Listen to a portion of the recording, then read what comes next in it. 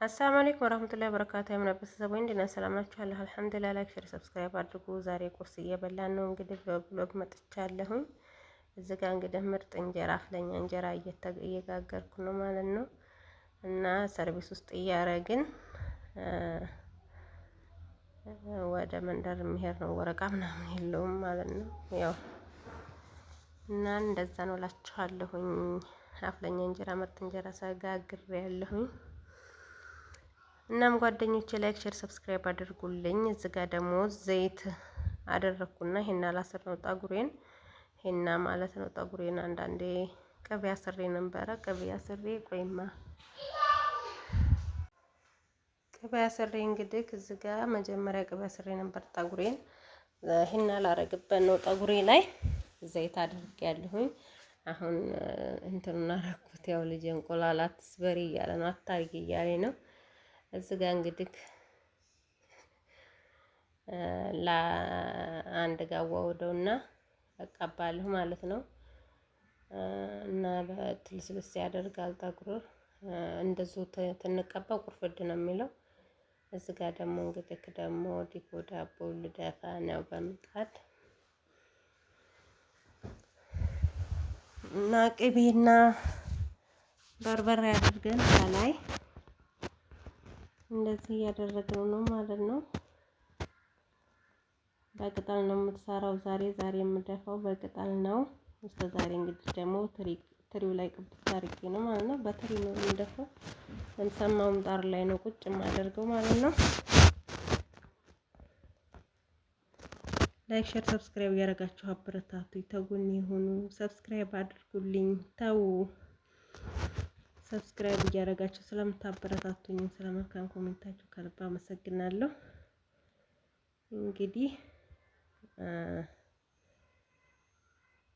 ይሄን የመሰለ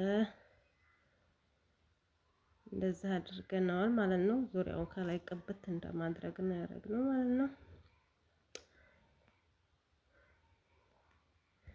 በነገራችን ላይ የቅጠል ዳቦ ደስ ይላል ማለት ነው። የሆነ ለየት ያለ ጣዕም ነው ያለው።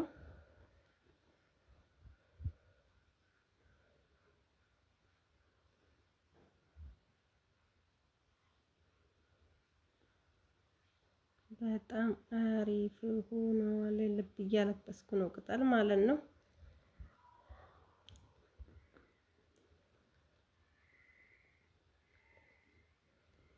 ቅጠል እያለበስኩ ነው። ድፎን የሙዝ ቅጠል በሙዝ ቅጠል ነው የሰራ ያለሁት።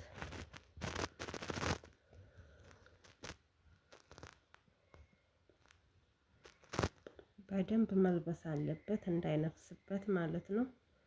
ከዛ ይገጠማል። በጣም ምርጥና አሪፍ የሆነ ዳቦ ሆኖ ወጥቶልኛል ማለት ነው።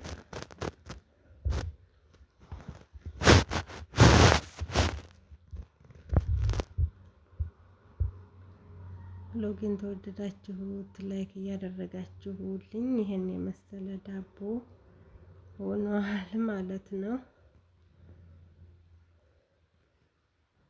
እዚህ ጋር እንግዲህ ደግሞ ከሰዓት እህል እያበጃጀሁ እያነፈስኩ ነው ማለት ነው።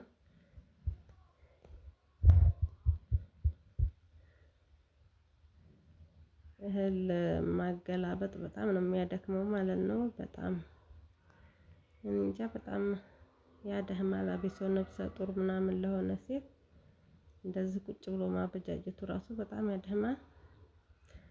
50 ኪሎ እህል እያበጃጀሁ ነው። እዚህ ጋር ማሽላ ነው የማነፍሰው። እንደምታው በጎን ያለው ጤፍ ነው ነፍቼ ምናምን አዘጋጅቼዋለሁ። ያው ብሎጌ ጨለፍ ጨለፍ እያረኩ ነው ቢዚ ስለሆንኩኝ። ብሎጌን ተላይ ዋና ዋናውን ነው ያረኩት። ሰብስክራይብ ላይክ ሼር አድርጉልኝ።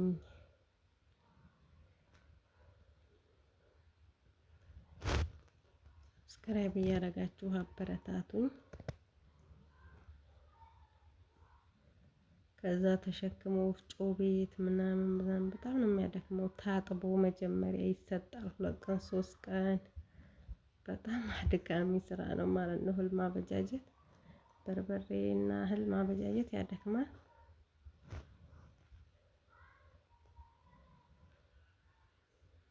እና እንደዚህ ይመስላል ውሎዬ። አበረታቱኝ፣ ከልብ አመሰግናለሁ ስለምታበረታቱኝ።